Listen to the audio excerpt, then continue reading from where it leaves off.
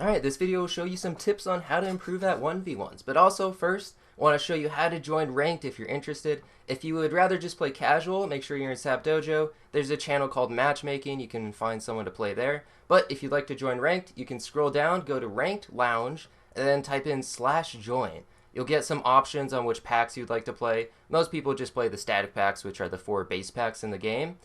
And yeah, you just click on that, you hit enter, and then it'll take a little bit, but it'll try to find someone who's around your elo. Your starting elo is usually 1200, and then once you get paired, you scroll down, it'll mention you or at you, and then you have a match, and then you will go ahead, either of you can make the room. You can also decide on whatever settings you want. The standard settings, though, is usually the old heart system, so I'll show it right here, but it is any packs, 15 hearts, life loss is per tier, and then the timer is 105 seconds. This is what most tournaments use, and what the upcoming one is going to use. And yeah, so you go ahead and play the game. Once it's over, you just click whether you won or you lost, and once you do that and both players agree, then the bot will automatically calculate the elo gain. And of course, the bigger the elo disparity, like the more or less you're going to gain.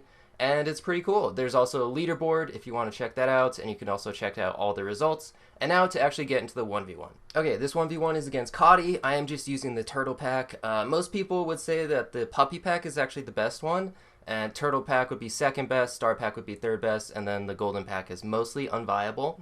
But my opinions on tier 1s is that Otter is the best tier 1. It can give you a pretty nice advantage in stats. I think the best buff target is Cricket. Second best might be Horse, honestly, but then like Mosquito and Fish are also not too bad. Pretty much anything that doesn't have a sell ability is pretty nice. But there's quite a few good starts. You can also go for level 3 Fish. If you happen to see like 2 fish in the opening shop or on your first turn, I think it's wise to really try to roll a lot for a level 3 Fish since it gives you so many stats. And then you can try to wait for turn 5 to maybe get like early Bison or early Penguin or something. And then some other viable starts are going to be like Duck Beaver or maybe like Ant Cricket or something if you don't get those. But most of the tier 1s are pretty takeable. So general thing in this game is you want to wait for the odd turns in order to get your level ups. Level ups in this game are super good, not only because they boost the ability, because you get early next tier unit, and those can give you a big advantage in either tempo, so trying to win that turn specifically, or long term with like a scaling unit. On tier 2, you want to look for like Swan is a great unit, just gives you extra gold, more likely to find the things that you want. So the tier up there was a sheep. I mean, most of the time you're probably just going to take the tier ups, but sometimes I guess in certain situations it's not worth it. But the good tier 2s, usually like Flamingo, Swan, Dodo, Peacock's not too bad, and yeah, and then you're looking for more otters. If you get this otter start, we have a horse, sheep, cricket start, which isn't too bad. You can kind of go with summons because summons are actually really good in pack 1, especially since you can try to pivot into turkey later on, which is another way to come back in this game.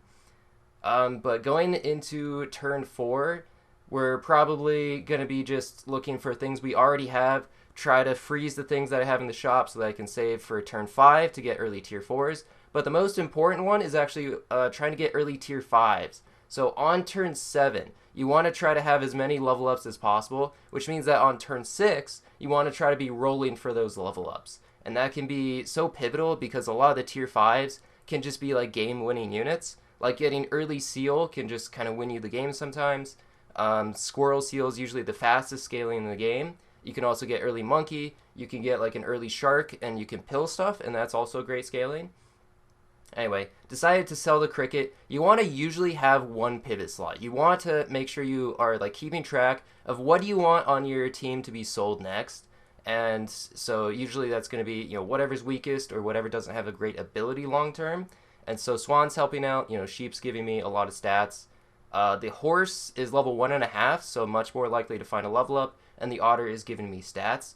So like that's kind of the reasoning behind keeping everything. You can click little magnifying glass to see the opponent's team. It is currently 15-12, so on this heart system, it's a small thing, but you actually don't care about losing this round.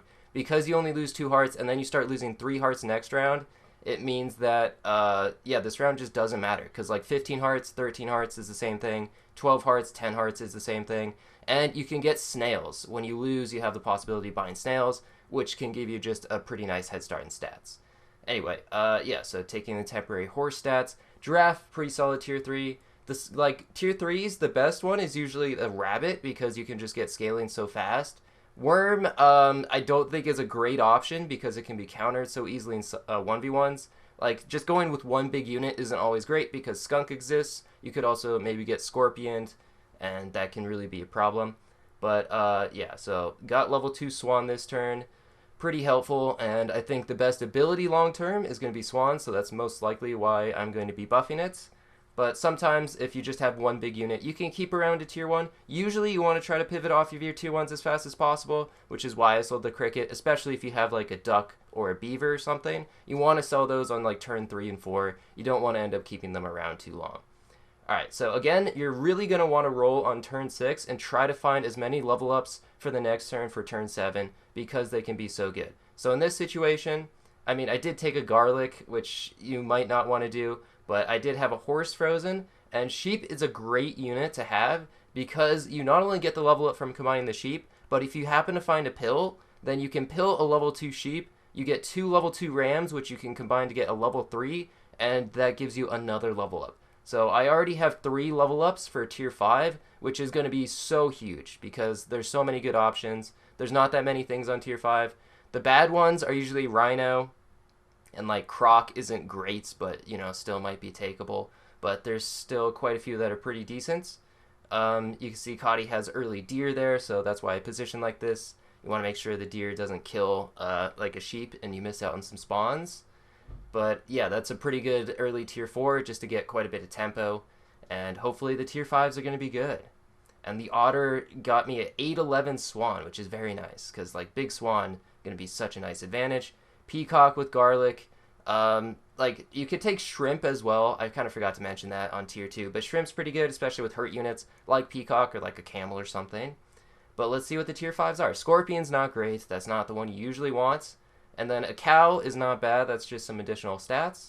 Go ahead and pill the sheep and then combine. You only cost like, what, 2 gold or something to do that, or 1 gold. I'm not actually sure.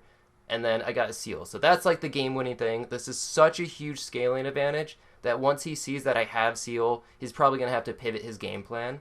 So a lot of times, you know, depending on what your opponent has is what you're going to want to do. Like, do you go with scaling? Do you have enough lives to go with scaling? Are they going with summons where you want like garlic? If they have like a lot of high attack units and low HP units, then like summon's going to be really good against them. If they just have like one big unit, you're going to want to roll for like skunk. Parrot is generally just a good option just because you can like tier up into something and then you can put the parrot behind it, and that's very helpful.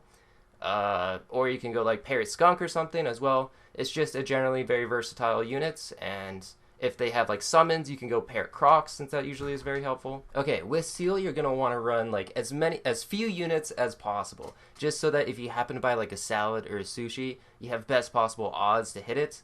And so running a 4 squad also really important because you can find cows on turn 9, and cow seal is just crazy good scaling. But yeah, got the monkey, which is great. Also have this seal, so I'm going to be having an advantage in scaling, even though he has penguin monkey. Still probably an advantage for me, especially since I have a penguin as the last unit here. Salad, a little unlucky that didn't hit, but that's alright. And then just going to buy, sell, and probably just going to end on penguin here. I could buy a pair. It's actually pretty close in scaling. But generally, you know, depending on how many lives are left in the game, you got to determine like how much scaling do you actually want. Level 1 seal, if the game's almost over, you can probably just like buy pairs on level 1 seal. If there's still a lot of lives to go, maybe you roll for a chocolate and try to get level 2 seal just because that's such a big increase in stats.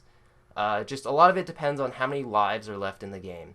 And if your opponent's on the last life, you can start to buy like cupcakes and stuff. Or even just like sell your scaling and try to, you know, get something that's great tempo just to win that last round.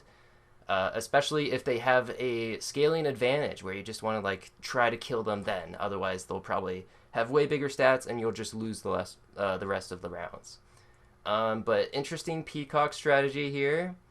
Positioning can be very important. Usually, you just want to change up positioning. Like, it's just generally a good idea to mix it up and not be too predictable. Not leave things in the same place like 2 turns in a row. Like, leaving things the same way that they are should be the mix-up instead of just, like, the default. You don't want to get too lazy with how that is going on.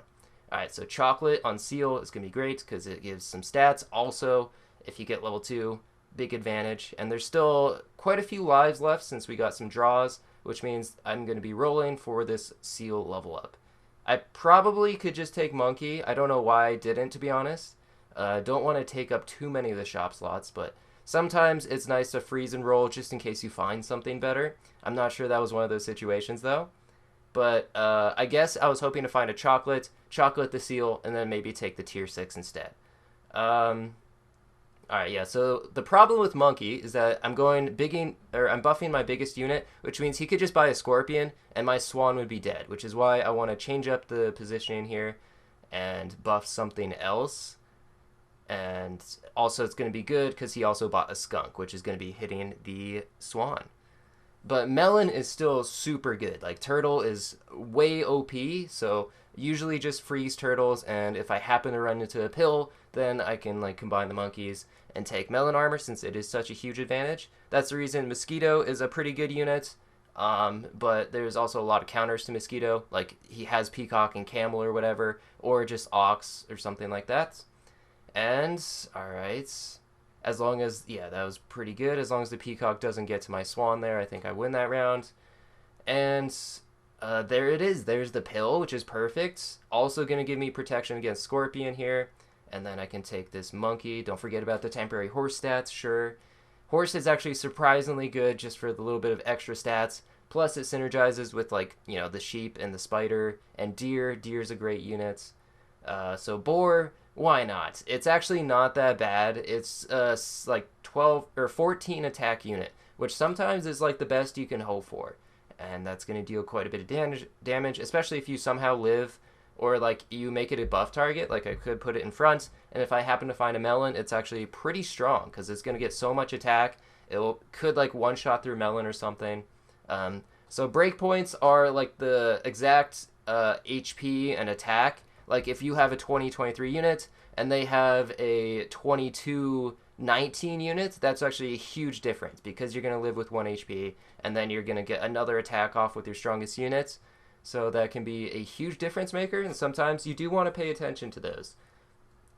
There's level 2 Seal, which is going to be quite helpful, and he's unlethal. I have crazy scaling, level 2 Monkey, level 2 Seal, and a level 2 Swan. It's the last turn, so I can buy cupcakes here. I think I was debating whether I want to take Cat, but again, unlethal, so I decided I'll just keep the board for now. And, okay, nothing too crazy, but chocolate's still worth it, apple's still worth it. Just buying any food on a level 2 Seal is very good because it gives a free pizza, and you also get the stats of 1-1. And then mixing up the positioning once again, going with the boar in front. Because, you know, if I kept the same positioning, you could put something weak in front and then just pop the melon armor, and that would have been bad value for the melon armor. So, yeah, that's kind of the general idea behind 1v1. Scaling is obviously super good, but you want to make sure you're not losing too many of the early rounds at the cost of scaling. You still want to make sure you have, like, you know, relatively good units, and just try to play it out from there. If you feel like you're really far behind, you can try to buy cans and hope for turkey and pivot into summons and go like with a bunch of deers or like a shark or something, because high rolling summons can actually be super good and can make you catch up in stats really quickly if you feel like the game's kind of lost. There's also snails. If you happen to find like 3 snails, that's a lot of stats that can maybe catch you up, but that is going to be a win right there. And yeah, hopefully this was somewhat helpful. This ended on turn 11, pretty quick game, but thanks for watching. See ya.